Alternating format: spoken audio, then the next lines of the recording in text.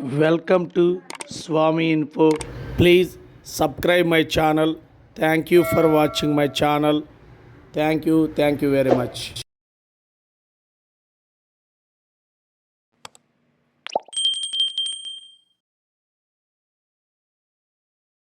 Sir 4-5 months back మనం ఒక కాన్ఫరెన్స్కి out of country వెళ్ళాం. ఆ రోజు రాత్రి లైట్గా ఫీవర్ వచ్చింది. పక్కనే ఒక హాస్పిటల్ ఉంది, వాకబుల్ డిస్టెన్స్ అన్నారు. నడుచుకుంటూ హాస్పిటల్కి వెళ్ళిపోయాను. కొంచెం చాలు సార్. ఆ హాస్పిటల్ చాలా డీసెంట్గా ఉంది.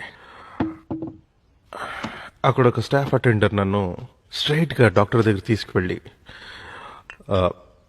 స్కాన్, బ్లడ్ టెస్ట్ అని ఒక స్లిప్ రాపిచ్చి నన్ను ల్యాబ్కి తీసుకెళ్ళాడు. విద్య గారు, ఆ టెస్ట్లన్నీ ఫినిష్ అయిన తర్వాత పక్కనున్న ఫార్మసీ నుంచి ఆ మెడిసిన్స్ అన్ని తెచ్చిచ్చి ఏ మెడిసిన్ ఏ టైంకి తీసుకోవాలనేది క్లియర్గా ఎక్స్ప్లెయిన్ చేశాడు. నేను అడిగా, ఈ టెస్ట్కి, మెడిసిన్స్కి, డాక్టర్ కన్సల్టేషన్కి ఫీ ఎంత అని. ఇట్స్ అబ్సల్యూట్లీ ఫ్రీ అన్నాడు. నేను సీఎం అని తెలిసేమో అనుకున్నా. హౌ డూ యూ నో మీ అని అడిగా. హూ ఆర్ యూ సార్ అన్నాడు. అసలు ఇది గవర్నమెంట్ హాస్పిటలా లేకపోతే కార్పొరేట్ హాస్పిటలా అని అడిగాను. It's just a hospital sir అన్నాడు. అందరికీ ఇదే ట్రీట్మెంట్ అన్నాడు. సిగ్గేసింది సార్ నాకు. 4 రోజులు నిద్ర పట్టలేదు. ఆ కంట్రీ మనకన్నా రిచ్ అని మీరు అనుకుంటున్నారేమో.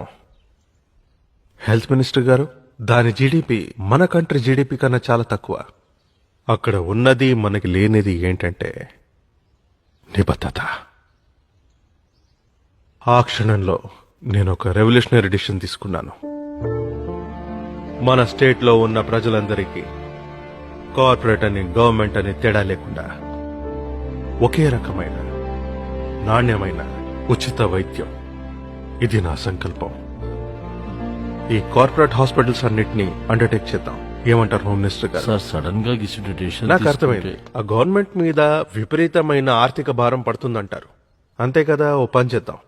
మనం ఇచ్చే సంక్షేమ పథకాలన్నీ ఉన్నాయి కదా సిఎస్ గారు, అవన్నీ ఎత్తేద్దాం. కుటుంబరావు గారు, ప్రజలకి ఉచిత విద్య, ఉచిత వైద్యం, ఈ రెండిస్తే చాలండి.